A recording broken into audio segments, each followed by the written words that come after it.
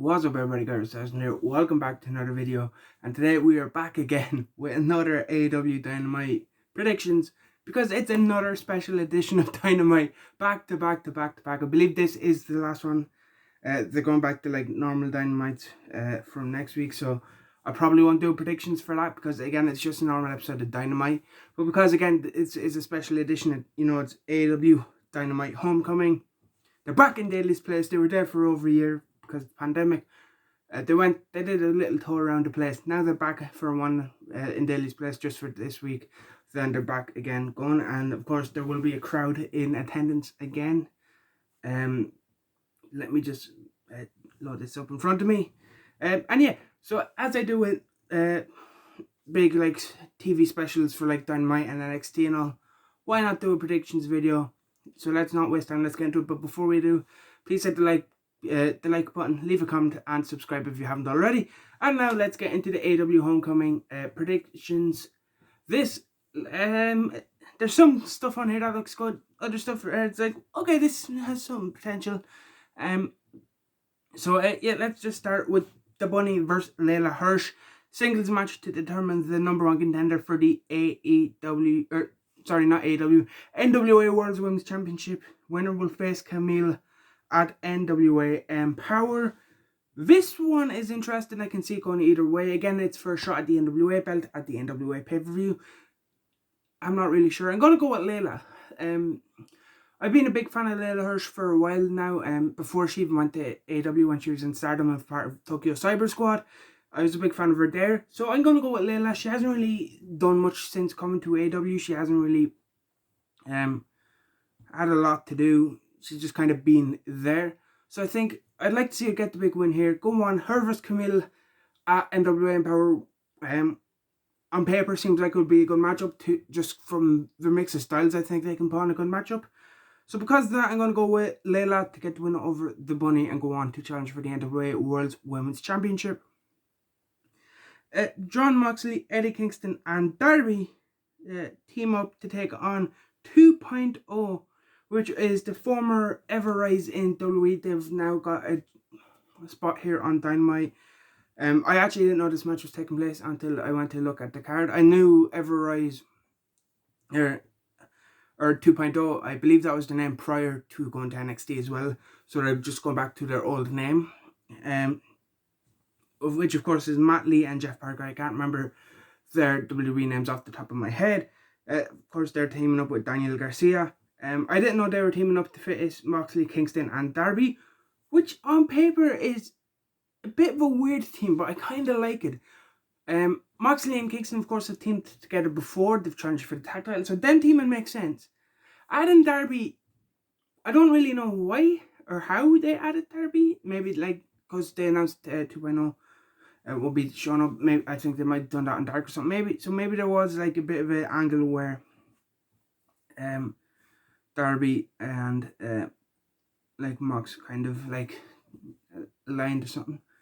Oh, now I'm thinking about it. Obviously, I feel like Mox, Kingston and Darby will get the win here. I'd be surprised if 2.0 came in and got the win as well with Garcia. But now that I'm thinking, what's the reasoning behind this? Why are they teaming? Maybe this leads to Mox versus Darby. Maybe this leads to Eddie versus Darby. Maybe it leads to Mox and Eddie versus Darby and Sting at All Out. Like, because there's currently no real direction where these could be going. I've seen a few people speculating maybe Tanahashi versus Moxley at All Out, especially after Tanahashi's promo last week, and then Mox kind of promo about the Forbidden Door. So maybe that is the direction they are going. But as things stand, there is no real clear-cut plan for either of these guys, and maybe that's the direction to go. But as I said, just kind of speculating here on. But yeah, I'm pretty sure Moxley, Eddie and Darby will get the win here. Christian Cage versus The Blade. Of course, it says here Jungle Boy will be in Christian's corner, and Matt Hardy will be in The Blade's corner. And I do like what they're doing with The Blade. I have said recently, I do miss the Butcher. I can't wait for him to come back from his injury. But normally like when a tag team partner gets injured, the other guy just kind of sits on the sidelines. But I like how they're kind of continuing to use Blade and kind of still give him a spot. You know, he's getting a match with Christian here. He had a match against Orange Cassidy a few weeks ago. So they are kind of like doing stuff with the Blade even without the Butcher. Again, it's hard to look past Christian Cage here. Big Christian fan. He's looked good since coming back. He's looked good since coming to AEW. And it's just hard to look past him here. He'll probably pick up the win over the Blade. Then Miro versus Lee Johnson for the TNT Championship. Dustin Rhodes in Lee Johnson's corner. Again, it's hard to look past Miro. I am a big fan of Big Shotty Lee Johnson. I do think he is someone for the future in AEW. I do think he can become a big name for them. I do think he has a lot of potential, but as I said, I don't see him beating Miro for the TNT Championship here. It won't be considered a big upset if that did happen. But yeah, it's hard to look past Miro in that one. Then we come down to the probably two most exciting matches on this card for me. I'm gonna go with this one next. This one could easily main event, but I don't see it main eventing just because of what the other match on the card is that I'm leaving to last. But Chris Jericho versus Juventud Guerrero happening on TNT in 2021. I feel like I've gone back in the time machine or something, but it's really happening. It really is 2021. Singles match. Jericho must hit a top rope maneuver to win. Again, this is another one of the labors of Jericho. Of course, he's gone through Shawn Spears, Nick Gage, and now Juventud. So I'm very interested to see what the next labor is. Of course, Jericho, he ain't losing this one. I'd be very surprised if he did lose.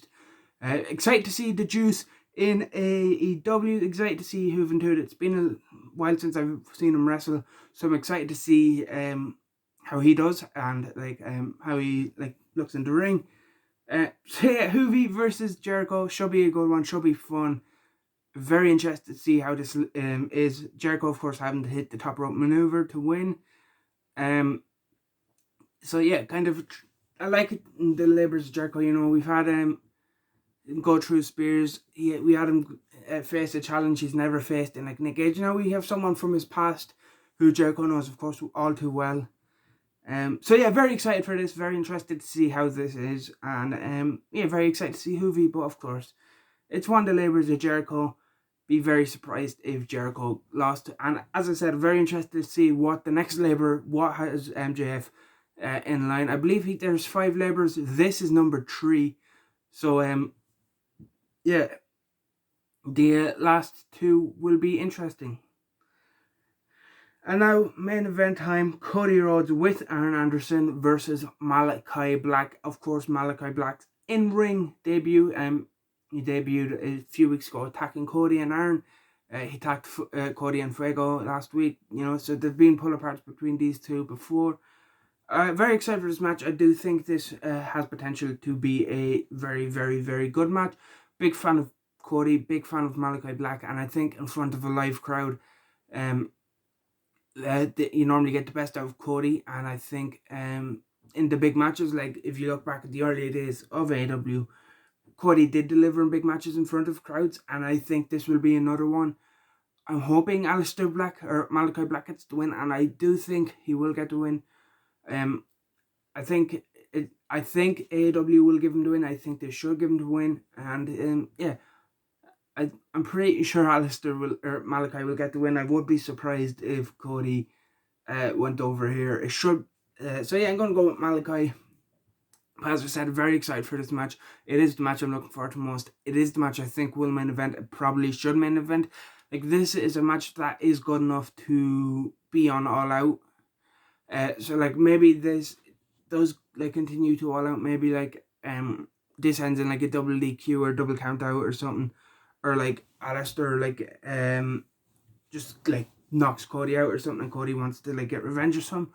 But yeah, because like, I thought this match would happen All Out, but they're doing it here at Homecoming.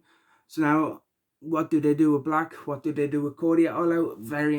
So yeah, I kind of feel like they might continue this on in a way. So kind of interested to see how they go about that, if that is the direction to go, or like what direction they do go if that isn't the way they want to go with this. And yeah, that is it for this video. Please like, comment, subscribe, and all that, as I said already. Very excited for this show. Should be another good episode of Dynamite. And yeah, I'll see you in the next one.